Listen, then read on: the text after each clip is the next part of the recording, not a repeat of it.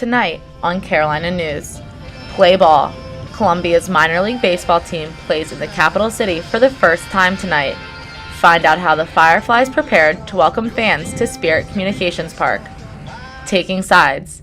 Controversy continues today around the state's proposed bathroom bill. How South Carolinians are reacting to the proposed plan coming up. And read all about it. How Carolina and Clemson are coming together to teach South Carolina children the importance of reading. All that and more when Carolina News starts right now. Live from the capital city, Carolina News brings you your news first. With breaking news and in-depth reporting. Up-to-the-minute weather. And all your sports news and highlights. It's all here, now, on Carolina News. Hello, and welcome to Carolina News. I'm Gabrielle Ahrens. Good afternoon, and thanks for joining us. I'm Taylor Hollander. It's the Columbia Fireflies opening day at Spirit Communications Park. Irvin Jones gives us an inside look on the work to be done before the players can take to the field. It's finally glow time. The Columbia Fireflies are having their first home game of their first season ever. But if you take a trip to the stadium right now, it may be hard to tell. But Abby Nass, Vice President of Marketing and Public Relations, is not worried. There's still a few more things to do. It's still pretty early in the day, so we've still got some work to do. But our staff feels great. We feel like we're in a great place, and we're ready to go. While everyone in the stadium is working hard to prepare for tonight's game, Columbia's new Firefly fans have their own worries. While many are concerned about tonight's traffic, the Columbia Fireflies say they just want everyone to have a good time. The Fireflies say they do not have the power to open up the roads or control the traffic, but they have worked hard to provide fans with more parking options. Brad Shank explains. And there's going to be parking in the state lots right off of Bull Street, so you just hang a right into those lots. The nice thing about it, parking's only $3, so $3 per car, and then we have free trolley service from that lot right to our front gates. So the Fireflies have posted maps of parking lots that will take you to locations that are not far. While the Spirit Communications Park is still under construction, it won't stop fans from having a good time. Irvin Jones, Carolina News. The inaugural pitch at Spirit Communications Park will be at about 3 hours from now at 7:05. The weather has finally started to feel like spring. Our weather specialist Malik Rankin is live in the Rose Gardens. Malik, the beautiful weather streak going to continue on? It absolutely will. You can tell by the look of these gorgeous blooming flowers that we have another great couple of days ahead of us. We have a high that's sitting over our New England states that's circulating that air down and keeping our South Carolina skies clear. And over the next few days, you can experience some of that famously hot Columbia weather as our temperatures begin to rise. Early next week, those temperatures will be in the low 80s and the lows will be in the the lows will be in the lower 50s. I'll tell you just how long this warm weather will continue on later on. Back to you in the studio. Thanks, Malik. The bathroom bill has been a controversial topic in South Carolina that has separated the state. The bill is currently in subcommittee, but before the meeting started, Edwin Santamaria spoke with people to get their thoughts about the bill. Before the subcommittee started, people expressed their thoughts about the bill. Greg Green, a transgender male, just hopes to have simple rights at the end of the day. You understand that we're just people. We're just trying to live lives and be our authentic selves and just work, live, and be free. Larry Bird, a citizen who is for the bill, feels that this bill is a way to keep the innocence of the children. I'd like to see our innocence of our kids go a long time. I'd like them to be innocent until they're 16 years old. We're here for that. We're here for righteousness. We don't want any more confusion.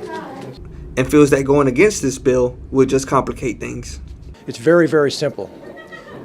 God made a man, God made a woman. It's been very simple to go to male restrooms and female restrooms.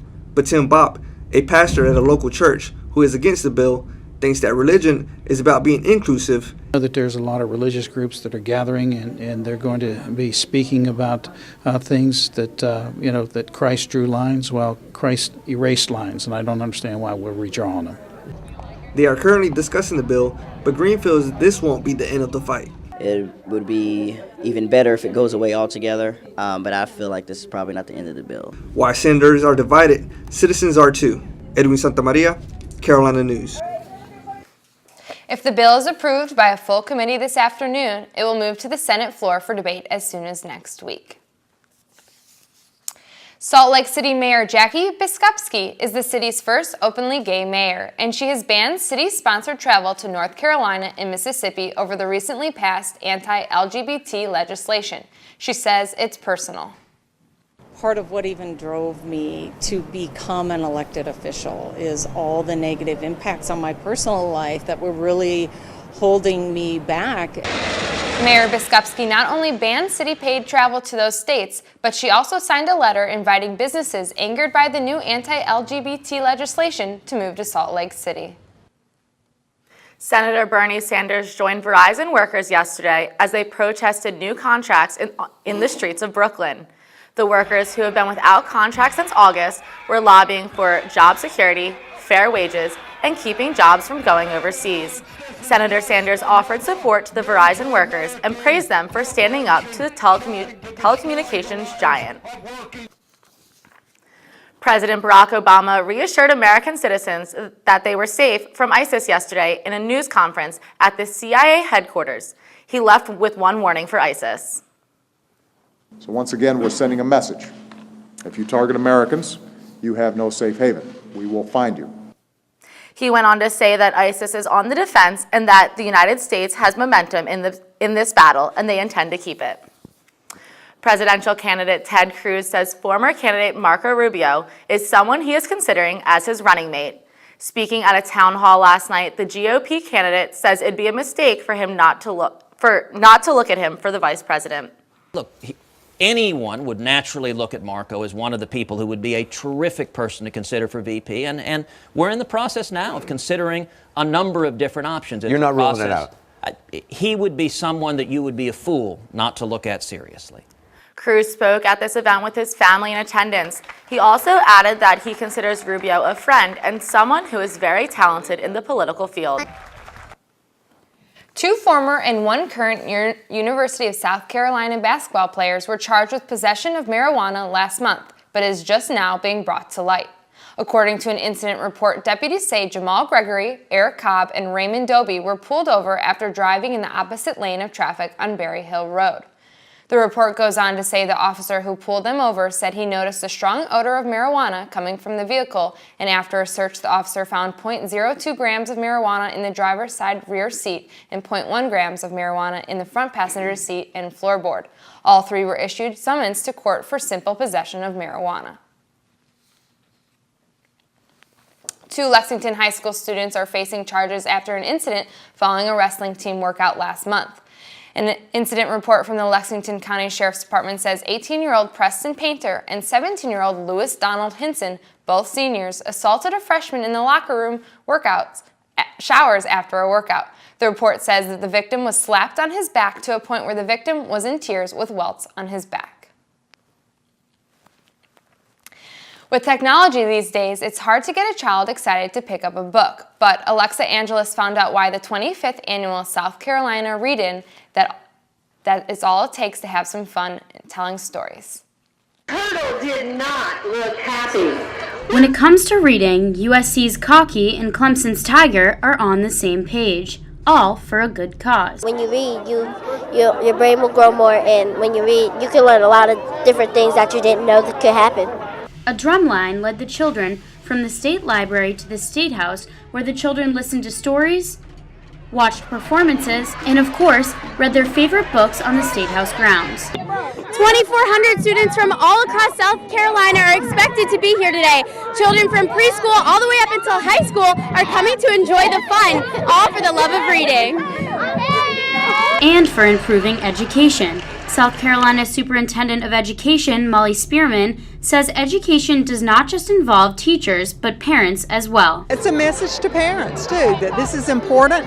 They need to take the time, not just to let their child read, but to listen to them. That's really how we develop strong readers and children who will succeed in school.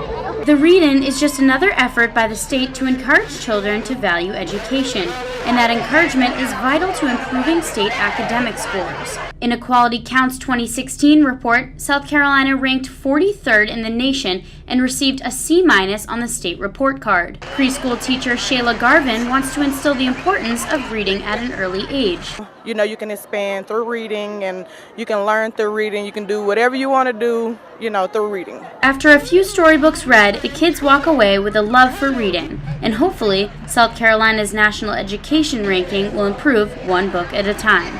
Alexa Angeles, Carolina News. In the most recent reading assessment in South Carolina, 88% of all students across the state met the standard.